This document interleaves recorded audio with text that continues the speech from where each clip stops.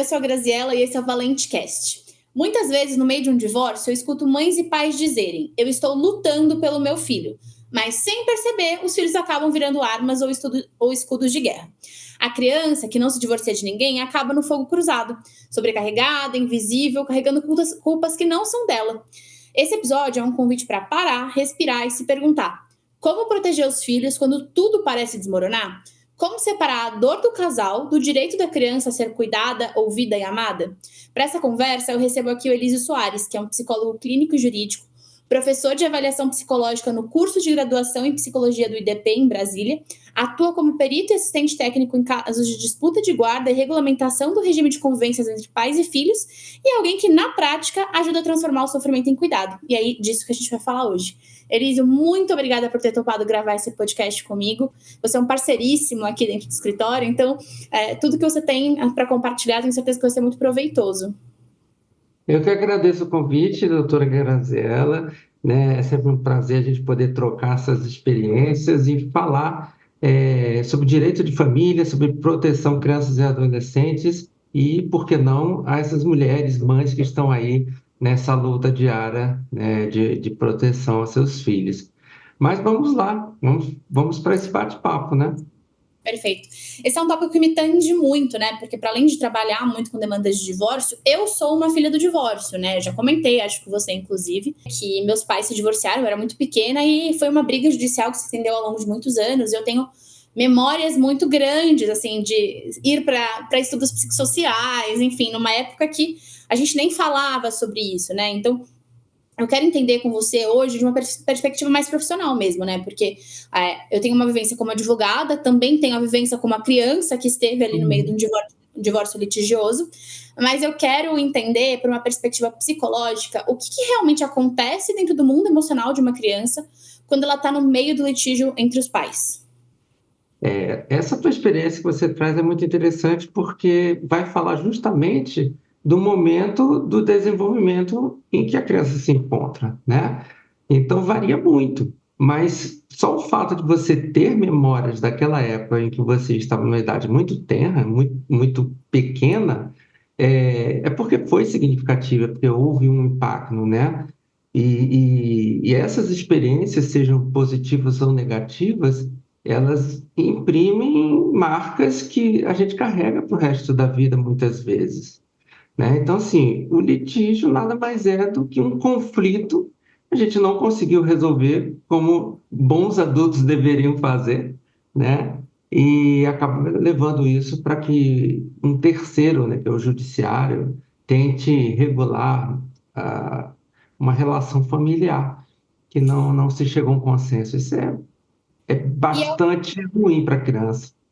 E é muito violento, né? E eu sempre comento isso com as minhas clientes, porque quando a gente está dentro de um ambiente de resolução amigável, de um conflito familiar, principalmente, a gente pode estabelecer nossas próprias regras. A partir do momento que a gente coloca o judiciário no meio, para o bem ou para o mal, a gente vai estar se submetendo à regra de outro, né? E isso, óbvio, né? Para algumas mulheres não tem como, a gente tem que recorrer ao judiciário para regulamentar a guarda e convivência e pensão alimentícia, enfim. Mas é uma experiência também muito violenta, né? Então, eu estava até conversando com uma cliente minha recentemente, a gente fez uma audiência de conciliação com o juiz.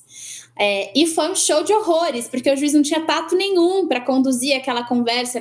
Era um tópico extremamente sensível e ele só queria bater pauta, né? Então, foi violento para a mulher, para além de ser um processo violento para a criança. Então, assim, é muito difícil. Mas nesse contexto, né, dessas marcas, você até comentou que o fato de eu lembrar diz muito sobre isso, e realmente eu tenho memórias muito vívidas de infância, de estar no Uhum. fórum, de passar por esse processo todo. Quais tipos de marcas esse conflito pode imprimir na autoestima de uma criança, de um adolescente, não só por um aspecto psicológico, mas às vezes até na confiança e na forma que ela tem de se relacionar com outras pessoas no futuro? Em diferentes aspectos, Grazi, porque a criança ela está em estado de desenvolvimento, né?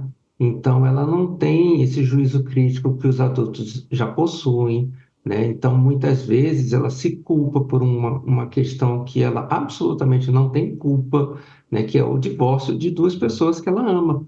Então, ela não tem como escolher o pai ou a mãe, considerando que os dois deram atenção, carinho, né? E que, de fato, ela ame. ambos os genitores. Então, no momento da separação, como é que ela fica? E isso repercute em vários outros aspectos da vida dessa criança, né? É muito comum, tanto no momento do litígio, dessa discussão toda que está acontecendo em família, quanto posteriormente, quando ela se torna um jovem adulto, problemas relativos à depressão, aumento de ansiedade, baixo desempenho escolar, aumento de agressividade, né? Porque ela não sabe lidar com essas emoções, né? E qual é a forma que a gente vai lidar? Às vezes é explodindo com o outro que está próximo ali, né? Às vezes é maltratando pessoas que não têm nada a ver com esse contexto, porque ela não sabe verbalizar. Muitas vezes, dependendo da idade da criança, ela não consegue nem nomear as emoções, né? O que ela está Sim. sentindo? Ela Eu só acho que sabe é que está sentindo um grande desconforto, né? Uma sim. tristeza, talvez. E eu acho que vem de um lugar também que me parece, pelos que eu vejo aqui das crianças que a gente tem nas famílias, que a gente atende aqui no escritório, que existe uma confusão muito grande entre o divórcio e o fim da família, né? A criança não sabe entender que aquela família vai continuar existindo.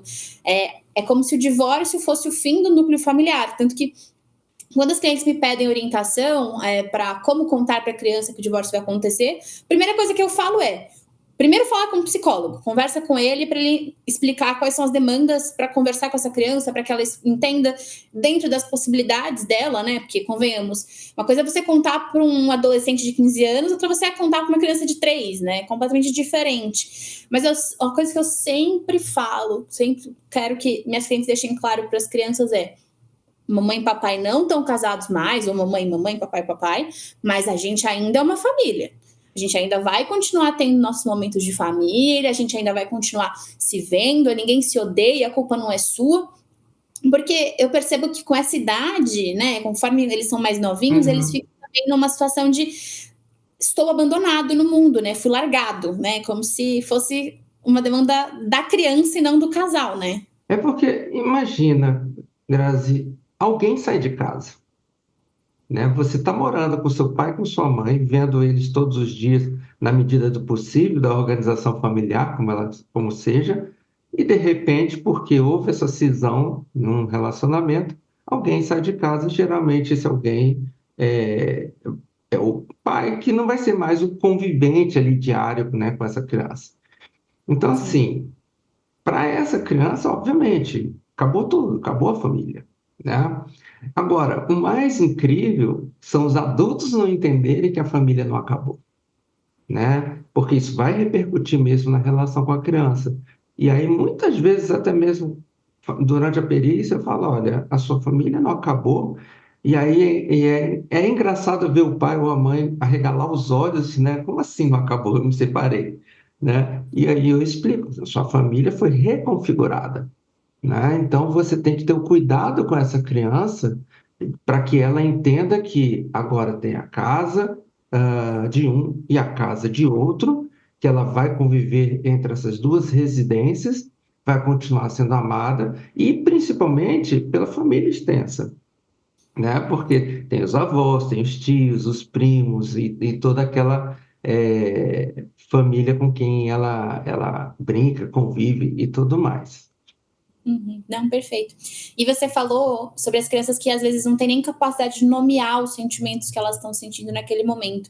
Quais sinais concretos mães, pais, professores ou cuidadores primários de uma criança podem perceber esse sofrimento na criança, ainda que ela não verbalize da forma como nós adultos tendemos a verbalizar? Eu costumo dizer assim que o principal indicador é a mudança de comportamento, né? Uma criança que já é normalmente quietinha na dela e continua quietinha na dela é uma coisa, né?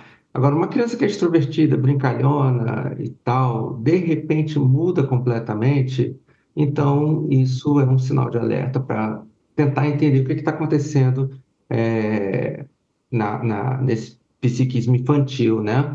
O que que está se passando para que ela tenha essa mudança de comportamento. E o melhor lugar, ou pelo menos um lugar privilegiado para identificar isso, é na escola, porque é onde a criança passa mais tempo, onde ela geralmente socializa com mais crianças da mesma idade, com adultos que são cuidadores, que têm um olhar diferenciado, né? Porque estão ali no contato diário com essa criança. Então, esse trabalho é muito importante, essa parceria com a escola, né? Tanto dos cuidadores, né? Pai, mãe, avós, etc., quanto de quem estiver cuidando da saúde mental dessa família, né? Seja psicólogo, seja psiquiatra, mas essa interlocução com a escola, ela é fundamental para entender em que contexto as coisas estão acontecendo e podem ter algum indicativo mesmo de mudança comportamental, né? Uhum. Olha que curioso, você falou sobre mudança comportamental e rememorando também, né, minha história, porque eu acho que eu compartilho muito com as minhas clientes como uma forma de tranquilizá-las, né, de que calma, vai dar tudo certo. Quando a gente estava no auge desse conflito parental, a psicóloga da escola chamou a minha mãe e falou: Ó, é o seguinte, sua filha tá começando a ficar agressiva. Não sei porquê, eu acho que ela está envolvida em muitos conflitos. A escola sabia superficialmente, né, da situação de separação dos Uhum. meus pais, mas não tinha grandes detalhes. E daí a psicóloga da escola me encaminhou para uma psicóloga infantil. E eu fiz ali um tratamento, se eu não me engano, foram 6 meses ou um ano, que foi determinante. Então eu consegui voltar a ser uma criança que brincava, que era alegre, que não era reativa. Mas foi porque, graças a Deus, a gente teve a oportunidade de ter uma psicóloga falando para minha mãe que eu precisava desse acompanhamento para conseguir me reestabelecer, porque eu não tinha inteligência emocional nenhuma para lidar com aquela situação, né? E foi realmente muito importante esse ponto de virada. E até disso, assim, queria aproveitar esse gancho para te perguntar, assim, se a gente negligencia esse momento de escuta dessa criança, de atenção para ela, ou seja, se a gente não só invisibiliza a criança no processo, mas também nos processos psíquicos que ela está vivendo, no meio dessa disputa judicial, no meio desse divórcio litigioso, como que isso pode impactar no longo prazo na construção de identidade e de confiança dessa criança? Então, Grazi, nós somos um conjunto bastante complexo, né, de fatores. Nós somos um resultado de nossas experiências ao longo da vida. E, obviamente, que uma criança ela não tem recursos, né, cognitivos, emocionais para lidar com todas essas situações e precisa de apoio. Então, assim, muitas vezes não é uma questão de negligência por parte de um cuidador, mas é talvez falta de se tocar, né? De que essa questão pode ser realmente algo sério, pode ter desdobramentos mais importantes e significativos na vida da criança. E isso, a longo prazo, já existem estudos sobre isso, né?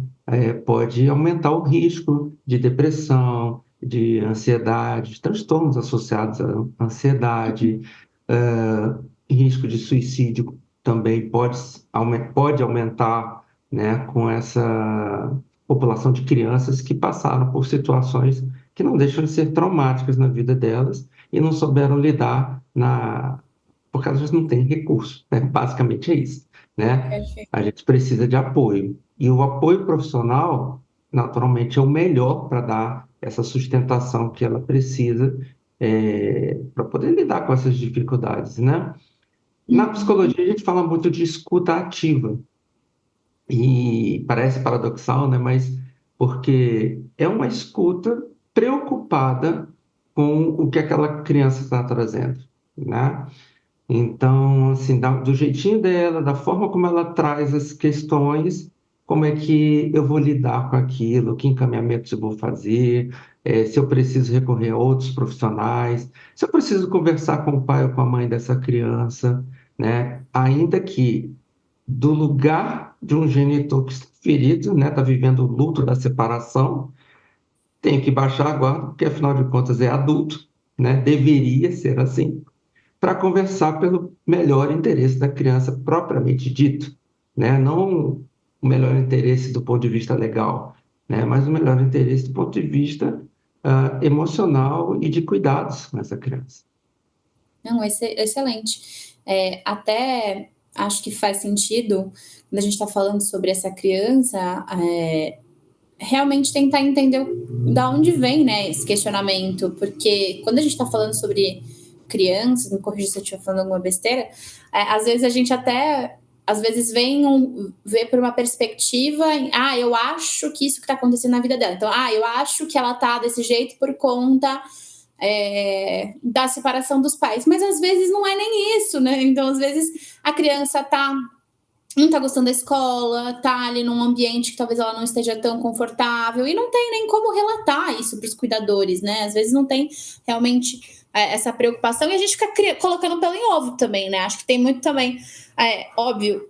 Eu fico muito feliz que a gente esteja numa perspectiva crescente de se preocupar com as crianças enquanto entes detentores de direitos, o que convenhamos, né? Num Brasil que o ECA tem 30 anos, é uma novidade legislativa e, enfim, social. É Olhar impressionante isso, né?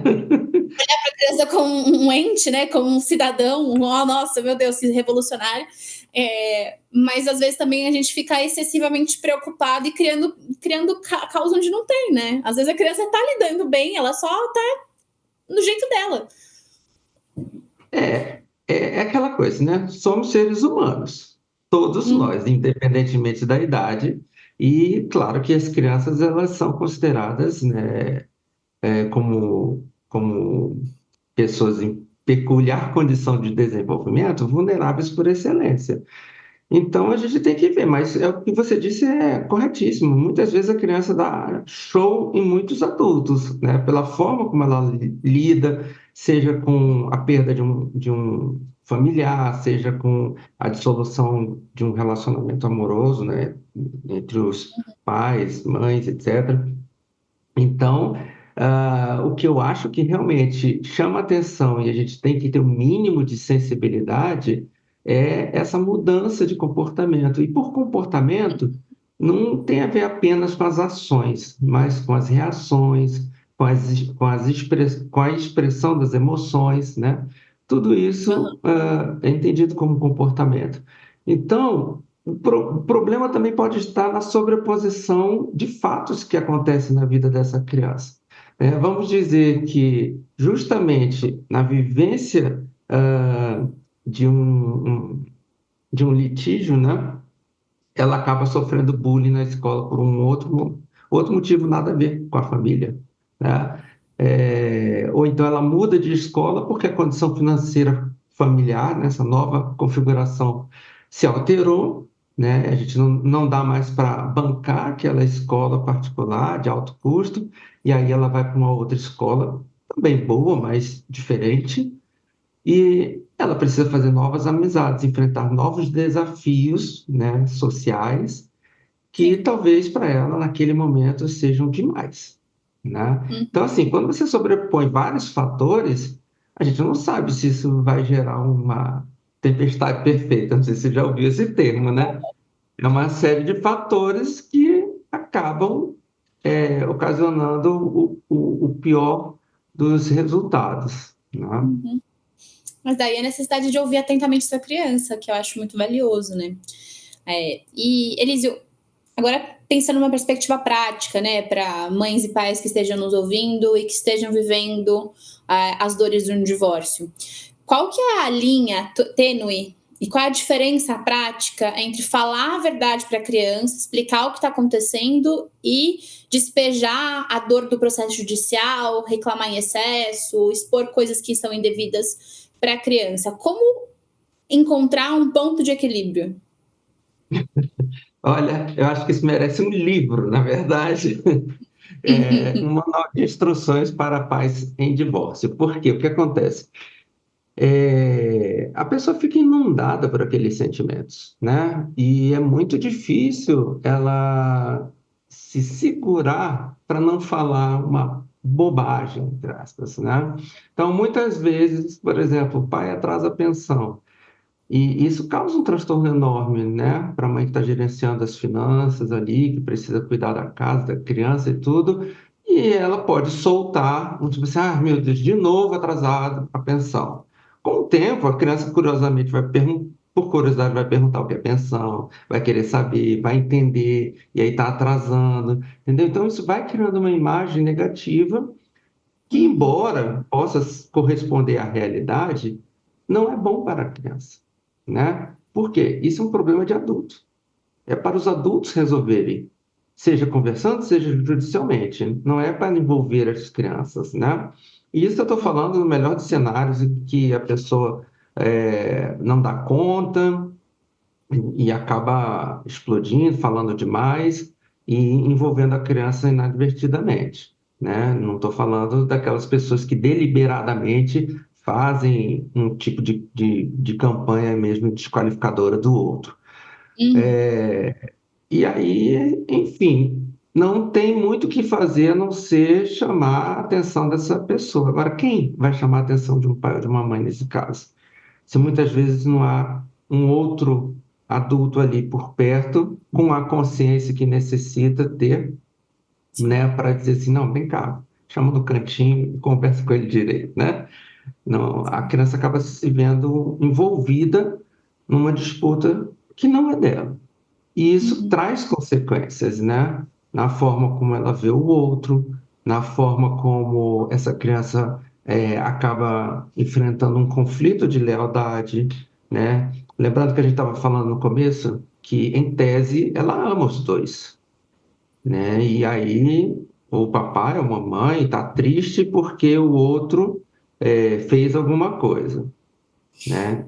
Ainda que ela tenha essa maturidade de entender que não é culpa sua, fica envolvida e diz assim, poxa, então eu tenho que ficar do lado da mamãe, né? Porque o papai é mau.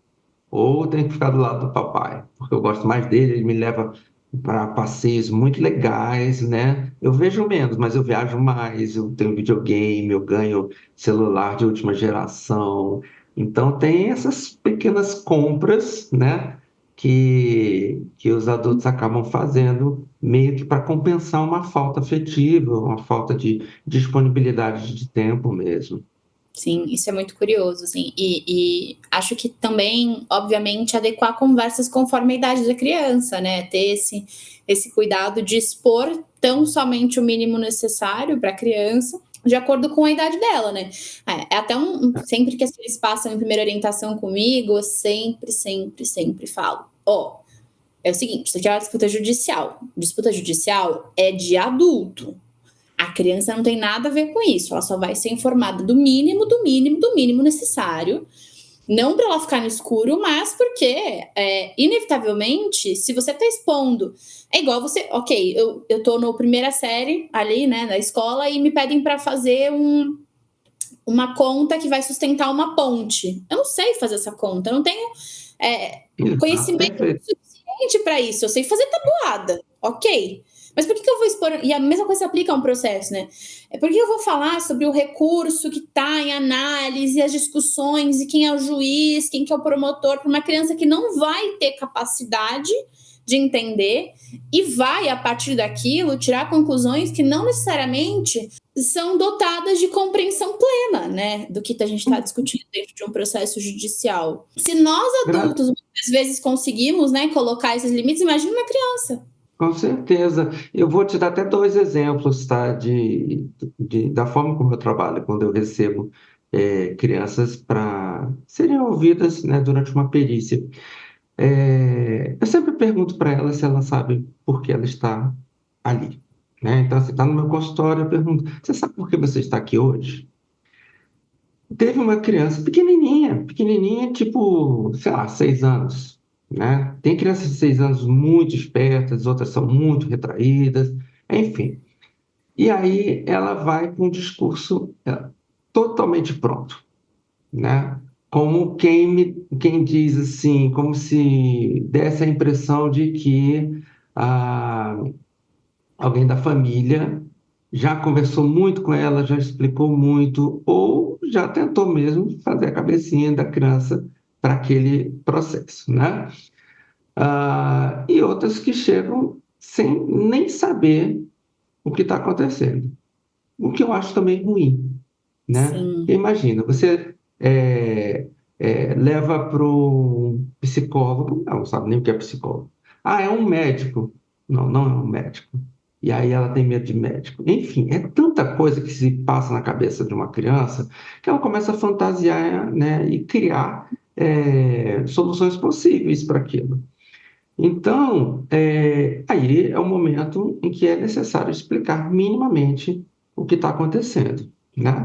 E uma coisa simples. Olha, papai e mamãe viviam juntos, eu estou falando aí, né, no geral, né, mas as configurações a gente sabe que são as mais diversas possíveis. Então, assim, pai e mamãe viviam juntos, né? Você era aqui, cuidado pelos dois e tal. A partir de um momento, a gente não está mais juntos por algum motivo, né? Temos interesses diferentes, enfim. Mas você continua amado, aquilo que você trouxe logo no início da nossa conversa, né? E como a gente não conseguiu chegar a um acordo, né? Você vai precisar conversar com algumas pessoas, mas a decisão não é sua. É importante te ouvir. A gente quer saber o que você gosta, o que você precisa, o que você quer, mas a decisão não é sua. E isso faz toda a diferença para uma criança, porque você tira uma responsabilidade, né, que de fato não é dela, né? Ela não precisa se culpar por ter escolhido a mãe, por preferir o pai. Ela não precisa ficar dividida porque ela tem que morar com alguém, né? Sim. E Sim, é até isso, porque basicamente. amar mais um ou outro não é sinônimo de receber a guarda, né? Porque o que o juiz vai avaliar, o psicólogo no estudo psicossocial vai avaliar, não é quem tem mais dinheiro, que tem mais condições financeiras de manter a criança, ou de quem a criança gosta mais, considerando que a gente está falando de um contexto em que muitas vezes são oferecidas prendas para aprender amor, né? Mas vai ser quem tem de fato a maior possibilidade de criar aquela criança num ambiente seguro, num ambiente que seja confortável, que ela vai ter um pleno desenvolvimento, e pode ser que Aham. sejam ambos, que vai ser uma guarda compartilhada, ou pode ser que sejam só numa guarda unilateral, mas de fato, a criança pode ter, criança, né, o adolescente pode ter lá seus 15, 16 anos, e ainda assim a opinião dele vai ser levada em consideração, óbvio, mas não vai ser a resposta final, né? A gente avalia 1 milhão de outros fatores para decidir quem vai ficar com a guarda da criança. E eu acho muito importante isso que você falou, né? Sobre colocar para essa criança que a decisão não é dele, porque vem também daí, eu entendo que um sentimento de a briga é por minha causa. Eu que estou gerando Uhum. isso, esse conflito.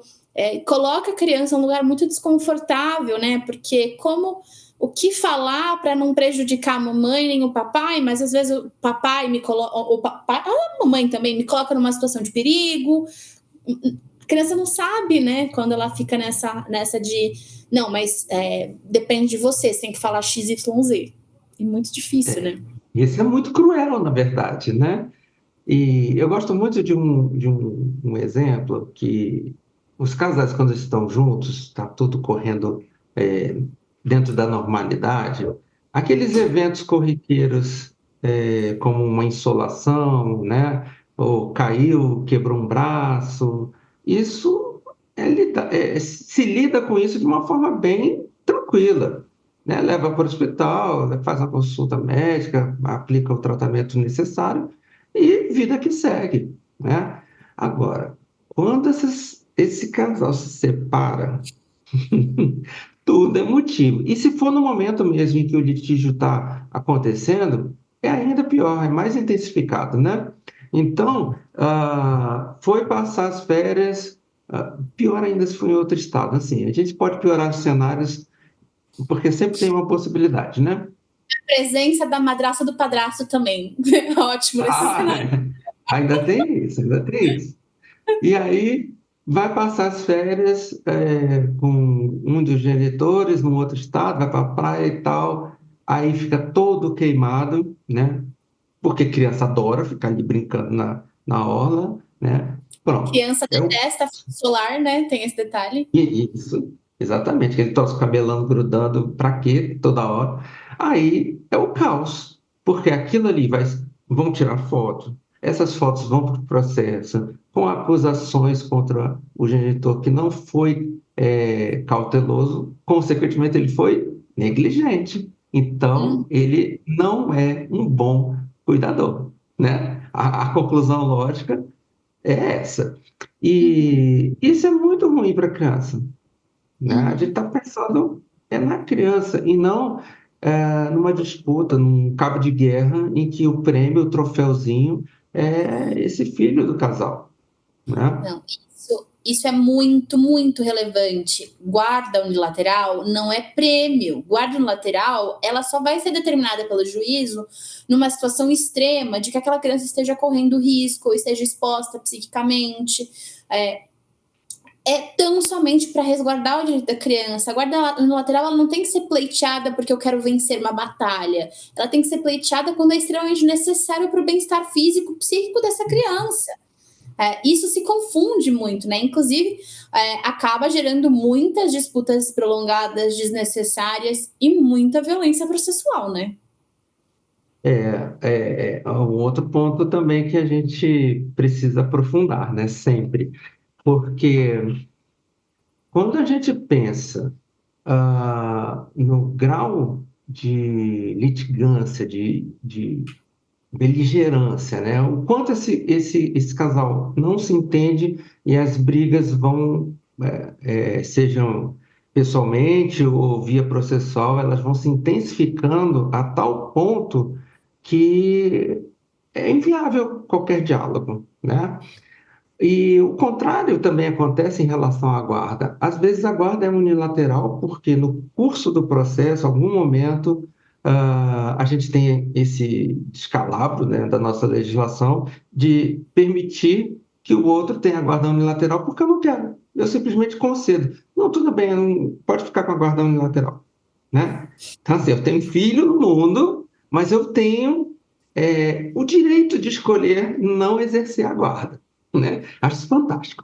É, e aí, ah, quando esse processo está acontecendo, quando ele está em curso, é uma questão de honra, muitas vezes, você conseguir reverter a guarda unilateral para uma guarda compartilhada, em que o outro é obrigado a conversar, se comunicar com você, né, nas questões básicas da vida, como educação e saúde dessa criança.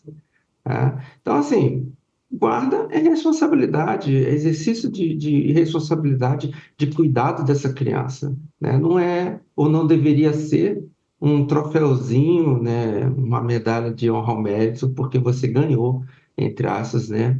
Uma disputa que estava ali. Por mínimo que seja, muita gente se vale disso, infelizmente, né? Sim. Se vale disso.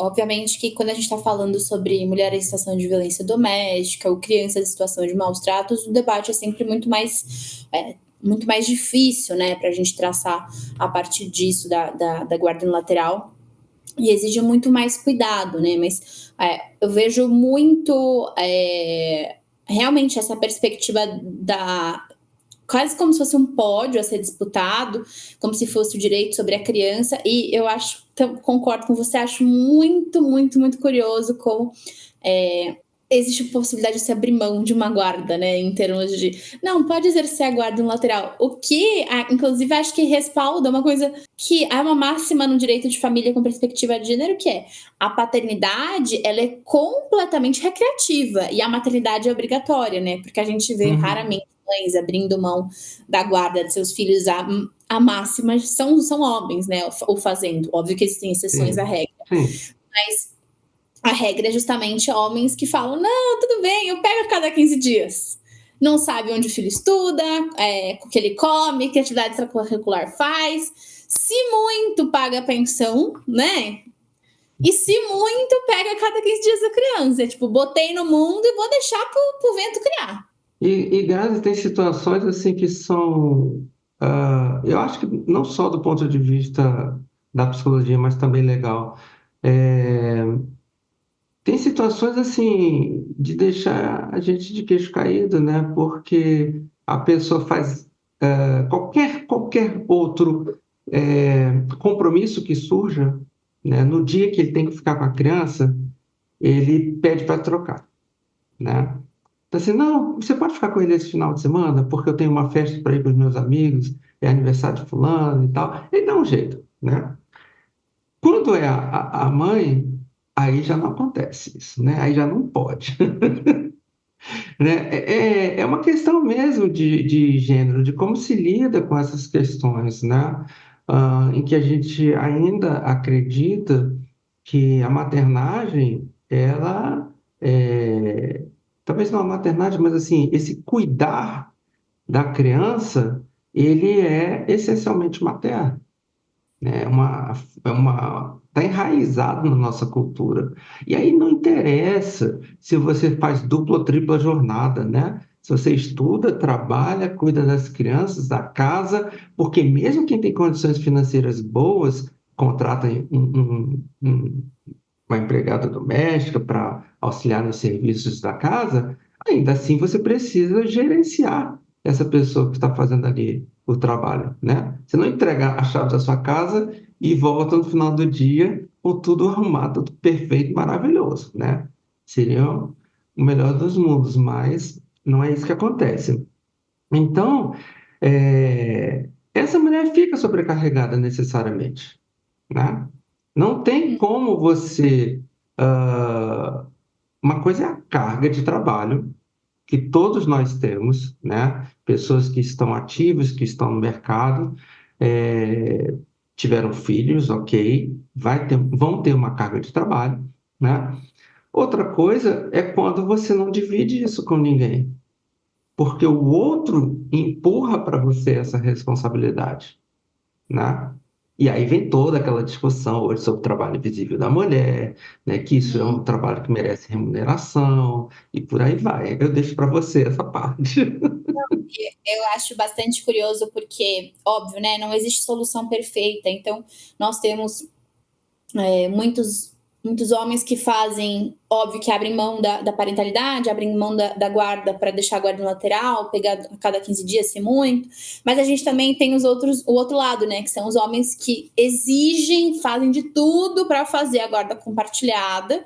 Só que eles não estão ali exercendo a guarda compartilhada porque eles querem participar de fato ativamente da vida do filho, mas sim porque eles usam a guarda compartilhada como uma forma de violentar aquelas mulheres, de exigir que elas prestem contas de forma excessiva, de fazer elas de secretária, que é um clássico, né? O pai quer saber de tudo, mas não faz nada. Então a mãe fica responsável por passar todos os horários da criança, gerenciar toda a agenda e ainda tem o trabalho de informar o bonito, né? Que isso vira uma dupla carga, né? Então, além dela ter que cuidar do próprio filho, ela também tem que prestar contas do que ela tá fazendo para a criança, porque senão, meu Deus, está violando a guarda compartilhada.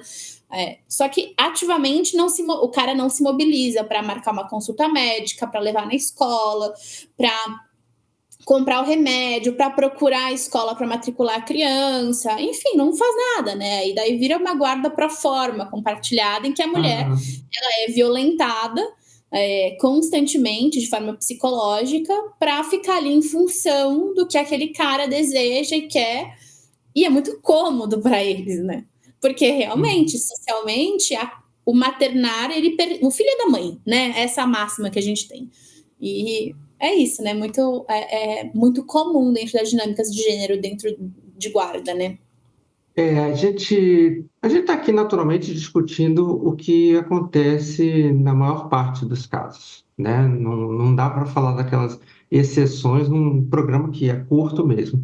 Mas é bem isso que você está trazendo, né? No geral, muitas e muitas e muitas vezes eu tenho que chegar para o pai e dizer assim: você já entrou em contato com a escola?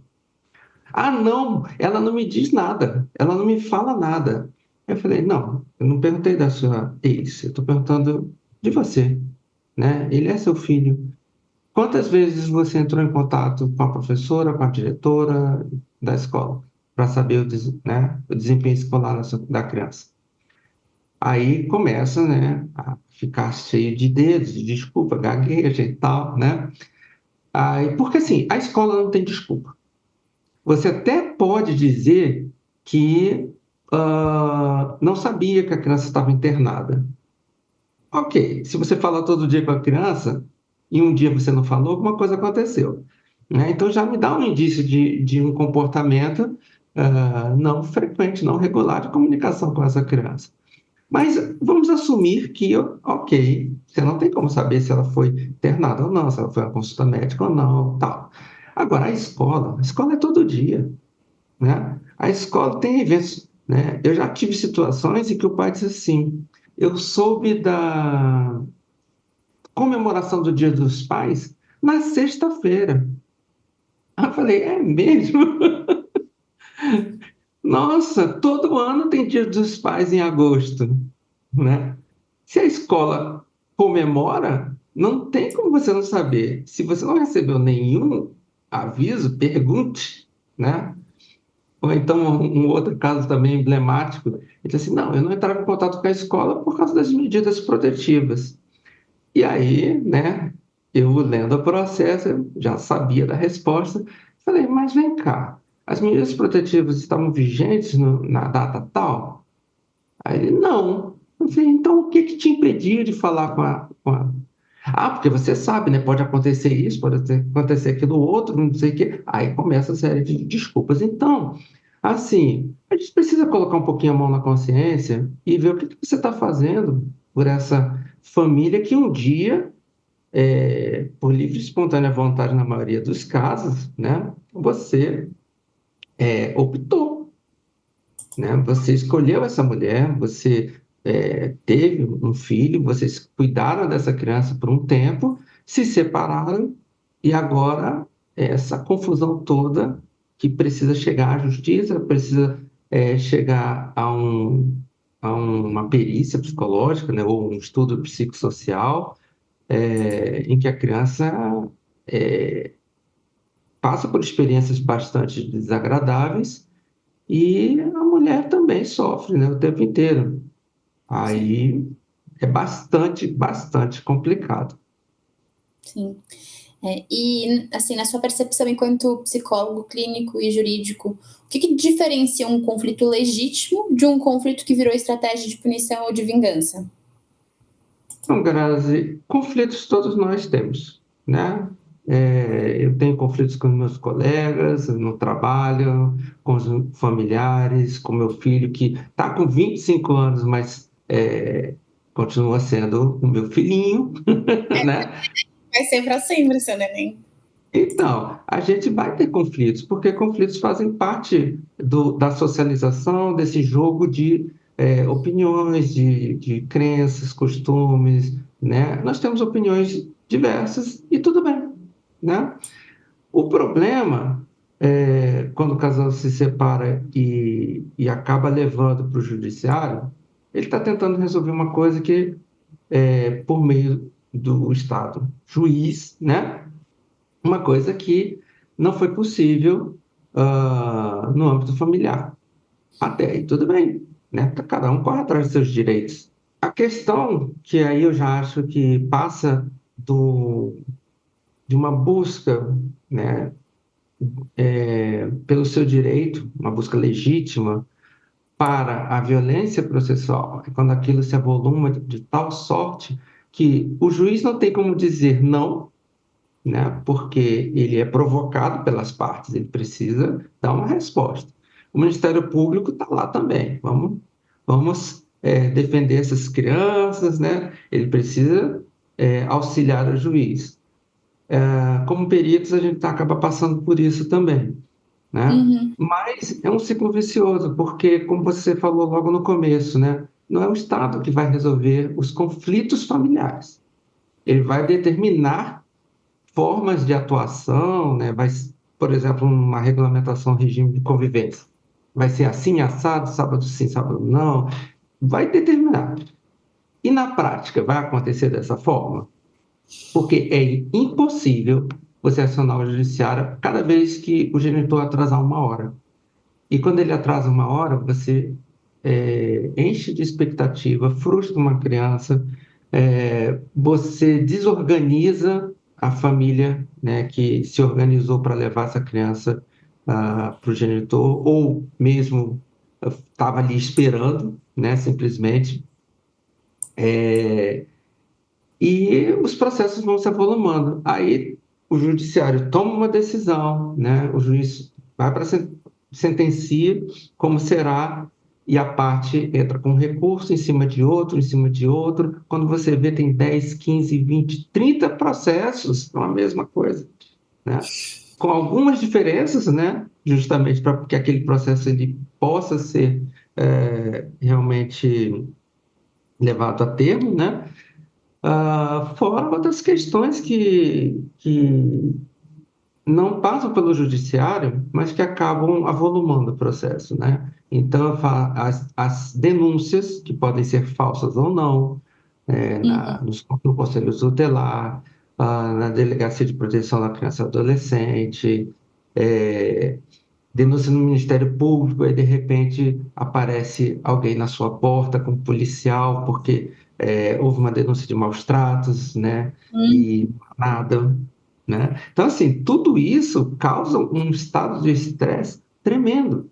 É, eu desejo profundamente que nenhuma das pessoas que estejam nos ouvindo agora já tenha vivenciado isso, né? Mas dá para imaginar quando alguém telefona e diz assim, não, aqui é da delegacia. Você, não, não tem o que vir de bom de uma delegacia ligando para você, Nunca. né? Não tem. Então, já é um susto. Você imagina um policial, né, acompanhado de um representante legal, né, à sua porta, para averiguar uma denúncia, uma coisa desse tipo. Você ser chamado ao conselho tutelar para responder uma coisa que você sabe que não está acontecendo, mas talvez não tenha como provar que não está acontecendo, né? É bastante delicado E vira um grande processo de violência psíquica, né? De você estar ali tentando entender como se defender a todo instante. Acho que, inclusive, gera relações muito superficiais com as crianças, porque a partir do momento que você está sendo denunciado por maus tratos, por violência doméstica, também você vai começar a ficar atento em todas as suas interações com a criança, né? E daí vira um relacionamento muito artificial, em que você sente medo de, enfim, de levar seu filho no parque, porque vai que ele cai e se esborracha e se machuca, e isso vai virar prova no processo, né? A gente acaba tolhendo as crianças. tem, tem uma questão também bastante importante, que a gente acabou não falando, que por causa desse medo, né, que a princípio é justificável, mas ele acaba ganhando proporções desnecessárias, né? Então você fica num estado de constante alerta. Isso aumenta demais o estresse, a ansiedade da pessoa, mas é porque ela não tem outra maneira de lidar com isso. Uhum. Então, as partes, às vezes as duas partes, começam a gravar tudo, né? Hoje em dia é fácil, você pega o celular, você tem uma câmera ali 24 horas, né? E gravando com qualidade ainda. Não tem como a criança não saber que está sendo gravada. E, eventualmente, ela vai entender qual o objetivo daquela gravação, tá? Tem coisas que acontecem por determinação judicial que é uma ferramenta do judiciário, né? Não tem como ser diferente. Mas você já deve ter passado por alguma situação de busca e apreensão de crianças, né? Não tem coisa pior para uma criança. Você imagina Horrível. estar com a mãe ou com o pai, não sei, mas é alguém de referência, alguém que afetivamente ela tem um vínculo, né? Por mínimo que seja, chega um policial com o outro, né? E arranca essa criança daquela pessoa naquele momento. Pode ser no parquinho, pode ser em casa, pode ser no mercado, pode ser onde for, né? Porque as pessoas acabam seguindo os passos das outras, sabe exatamente quando você vai ao mercado, quando você vai à padaria, né? E isso gera um estado de alerta absurdo, né? Então, são situações ruins, extremamente perniciosas para essa mãe em geral, quanto para as crianças, né, que vivenciam e não tem como entender. Eu não sei se você lembra do caso relativamente recente que aconteceu de violência policial, né, em que o pai foi arrancado, um carro, uma coisa assim, e a criança ficou ali, exposta, solta. né? Sem nenhum familiar, e o pai apanhando na rua, sendo algemado, jogado no chão, uma coisa assim, Hum. horrorosa. E essa criança foi para onde? Né? Só que eu não sei o contexto todo dessa história, né? Mas quando a gente pensa que isso pode acontecer, no seio familiar, movido por um dos genitores, eu acho que passa o limite do direito e da preocupação com o outro, né? É como aquela história bíblica, né, de Salomão, das duas mães que chegam se dizendo mãe da criança, e aí e ele tinha que tomar a decisão, né? Então a mãe que diz assim, então a decisão que ele toma é a seguinte: não, faço dessa criança aqui eu vou dividir no meio, cada um leva metade. E aí uma concordou e a outra disse: não, não, não, ela é a mãe, pode ficar com ela. E aí resolveu o problema, né, ético, porque ele entendeu que só uma mãe abriria a mão do próprio filho para que o filho tivesse vida, né? Então é Sim. mais ou menos isso. Muitas vezes, quem se preocupa com a criança deveria abrir mão. É ruim? É péssimo, né? Mas a gente demonstra assim o cuidado, o amor por essa criança, né?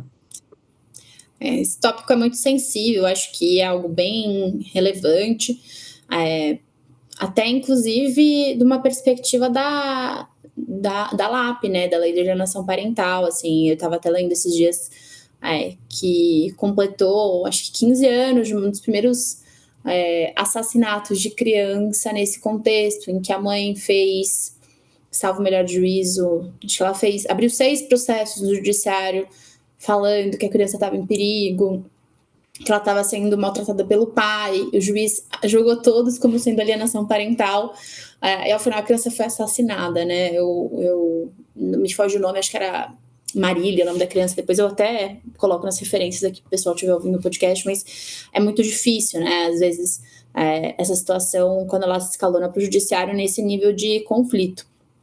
E, assim, pegando esse gancho do conflito de modo geral, como que a gente pode, quando a gente está falando sobre pais e filhos, muitos deles vão necessariamente carregar aquela culpa por ter fracassado no relacionamento, e isso vai necessariamente refletir na forma como essa criança é criada.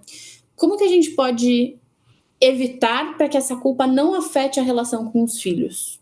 Eu não sei se eu entendi bem, né? Mas acaba que, como psicólogo, eu só posso recomendar terapia, Ai, eu amo, sou muito fã. Vamos lá. né? Eu acho que, cara, assim, desculpa te interromper, Lísio, mas se a gente pudesse resumir esse episódio inteiro, pelo amor de Deus, façam terapia, coloquem seus filhos na terapia se vocês sentirem que eles estão em sofrimento psíquico, mas acima de qualquer coisa, façam terapia, porque vocês vão ser seres humanos muito melhores e vão poupar muito estresse, né? Então sempre tem alguém fazendo terapia no futuro porque você não fez terapia. Isso é o caso de muitos filhos de pais separados. Talvez eu esteja falando por experiência própria, vou deixar aí para a audiência descobrir. Mas é isso, gente. É muito importante esse sentimento de. Desculpa, eu interrompi total o seu fluxo de raciocínio para fazer essa incursão aqui psicológica. Mas é isso, a terapia ela vai auxiliar nesses processos de você não projetar nos seus filhos também coisas indevidas, né? Sentimentos inadequados. Porque assim, por que eu falei da terapia, né? Não só porque eu também sou psicólogo clínico, porque eu entendo esse processo do lado de cá, né, como terapeuta, mas por entender que a subjetividade humana, ela está muito ligada a comportamentos que a gente não tem consciência ou percepção, né, de como a gente chegou a agir daquela maneira. Então, assim, é super natural, né, que você acabe descontando no outro de alguma maneira. A gente repete padrões, né? Quantas e quantas mulheres, você que atende mulheres vítimas de violência, quantas e quantas mulheres acabam entrando num segundo, terceiro relacionamento que é igual aquele primeiro em que ela apanhava, sofria, era humilhada, né? Então, assim, alguma coisa acontece para que esse ciclo se repita. Isso estou falando daquelas que conseguem romper o primeiro, o segundo ciclo e continuam repetindo, né? Então, com as crianças, muitas vezes isso pode também acontecer, né? E é ruim porque a gente tem também uma questão de aprendizagem social. Você aprende com seus modelos. Como criança, você está aprendendo o tempo inteiro. Então, que modelo de família é esse? Que modelo de relacionamento homem, mulher é esse? Talvez não vale a pena, talvez, né? Esse monte de possibilidades que a criança vai moldando e chegando às suas conclusões, afetando toda a sua vida, né? Então, se você me pergunta, se foi isso que eu entendi mesmo, né? Se você pergunta como evitar, eu não sei se a gente tem essa capacidade, mas eu sei que a terapia tem a possibilidade de minimizar esses danos, né? Excelente. Minha pergunta foi muito mal formulada mesmo, você tá certo, eu não tenho entendido. Mas era muito realmente na projeção de culpa, né, do fracasso, porque eu vejo também muitos filhos de pais separados com problemas relacionais, então de não acreditar em amor, não acreditar no relacionamento, na possibilidade de você ser feliz em casal, porque como viveram o conflito, acham que o conflito é a única possibilidade, né?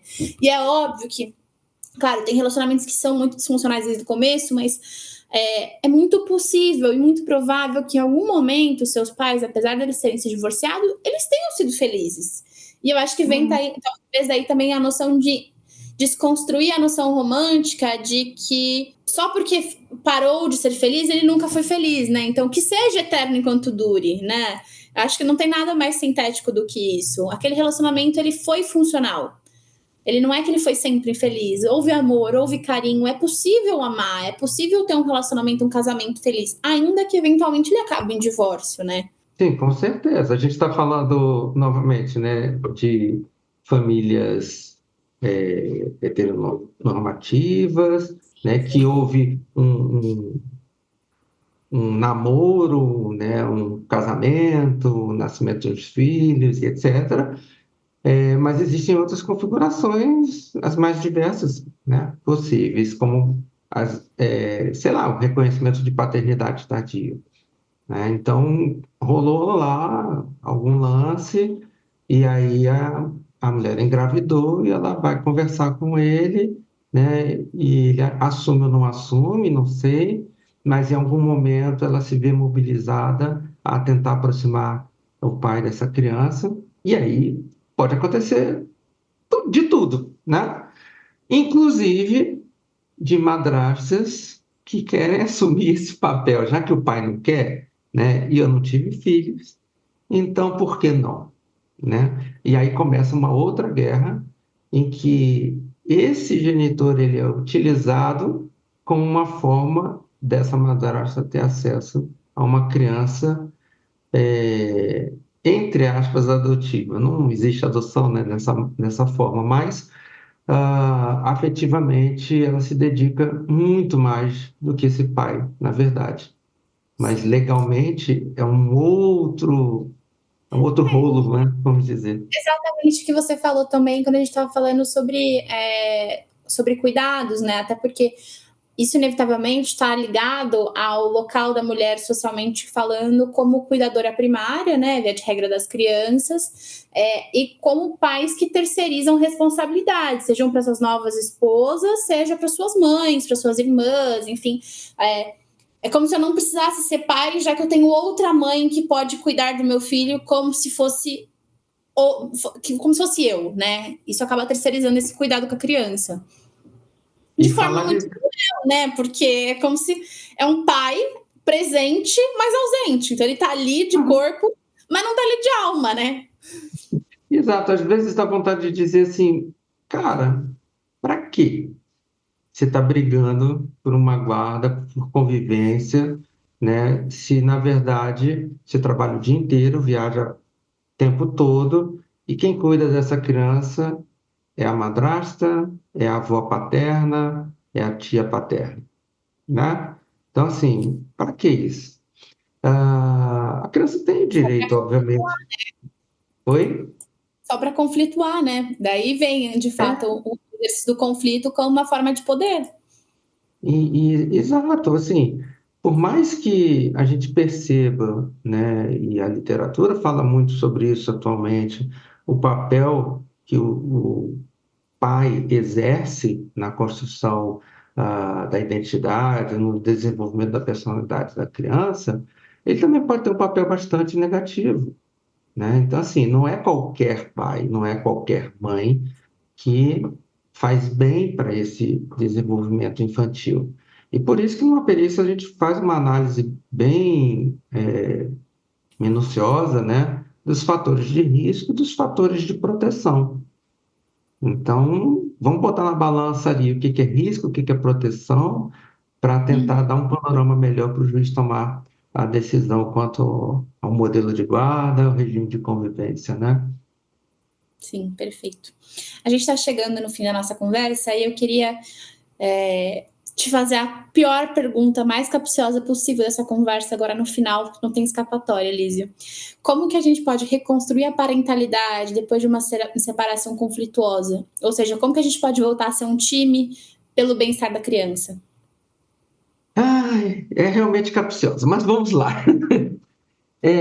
Quando a gente pensa que estamos trabalhando com duas pessoas que foram machucadas, né? É como diz o ditado, gato escaldado tem medo de água fria, né? É pouco provável, e aí eu posso estar sendo pessimista também, né? É pouco provável que essas pessoas voltem a agir, a interagir de uma forma cordial uma com a outra em prol dessa criança, né? Que faria com que elas mudassem depois de brigar tanto? Não sei, talvez às vezes a fala de uma criança, né? Que faz cair a ficha e perceber que, cara, eu tô exagerando, realmente ela está certa, né? Ela, criança, está certa. E se uma criança consegue me dar lição, então o negócio está feio, né? Como eu falei também, terapia pode levar a uma reflexão, mas assim, o primordial disso tudo é que é necessário que ambos estejam predispostos a uma aproximação que não é afetiva, né? É praticamente negocial. Vamos lá, vamos decidir aspectos simples da vida dessa criança, né? Então, se a guarda é compartilhada, eu preciso decidir qual é a melhor escola. Vamos lá, por que que essa escola é a melhor? Né? Cada um defende seu ponto de vista, expõe, bota ali. Não precisa se encontrar no bar, bater papo. Não, manda um e-mail, apresenta seus argumentos, o outro manda um e-mail também. Né? Vai ter vou levar meu filho ao dentista. O pai precisa saber, ou a mãe precisa saber. Manda uma mensagem, né? Estou levando ao dentista porque aconteceu isso, tenho percebido isso, aquilo outro, de uma forma é, mais salutar, né? E porque Uhum. isso vai refletir no bem-estar dessa criança. Ela vai se perceber cuidada por ambos, tá? Em vez de eu levo para o dentista, para o seu João, né? E a mãe leva lá para a Dona Maria. Uhum. Gente, cadê a continuidade desse tratamento com essa criança, né? Aí a dona Maria não é muito ética, ela diz assim, mas poderia ter feito isso, aquilo outro, não fez. Então ela está contribuindo, né, para acirrar um conflito já existente. E que acontece muito, né? Porque a gente faz escolhas de profissionais também de acordo com aquilo que a gente acredita, né? Então, assim, se é alguém que vai o tempo inteiro me desqualificar, dizer que eu estou errado, por mais que seja verdade, então eu vou escolher outro profissional, né? Uhum. Por isso que nessas perguntas capciosas o profissional fica quietinho, faz o seu trabalho técnico, né? E vida que segue. Eu acho que eu acrescentaria duas coisas que eu acho que são fundamentais para isso. O primeiro é se despir das nossas vaidades, né? No sentido de que não significa que estar certo é sempre ideal, né? Porque você não vai necessariamente ganhar todas as batalhas. O que me leva justamente ao segundo ponto, saber ceder. Acho que a gente não precisa ganhar sempre, a gente não precisa decidir sempre por exemplo, precisamos decidir para onde a criança vai, se ela vai deixar de ir, se ela vai fazer judô, se ela vai fazer karatê. Tudo bem, se outro genitor quer muito que ela faça isso, e isso é um inegociável para ele, eu preciso também entender que talvez valha mais a pena eu ceder nesse aspecto do que criar um grande conflito só pelo estar certa, pelo vencer, né? Acho que é um fator da maturidade que gostaria muito que as pessoas tivessem as habilidades psíquicas, emocionais e relacionais para desenvolver, né? Que é muito difícil, mas acho que só esses 2 pontos já seriam um bom start para essa reconfiguração de, ok, vamos priorizar essa criança e o bem-estar dela antes de qualquer coisa, para que a gente possa ter uma mínima boa convivência, já que seremos pais dela para sempre e teremos que tomar decisões conjuntas sobre a vida dessa criança, pelo menos até ela fazer 18 anos, né? Então, não é fácil. E você me fez refletir também sobre um ponto interessante, né? Porque muitas vezes os pais estão brigando por coisas que eles querem para a criança, né? Ninguém perguntou para ela se ela quer fazer judô ou karatê. De repente ela quer fazer dança, né?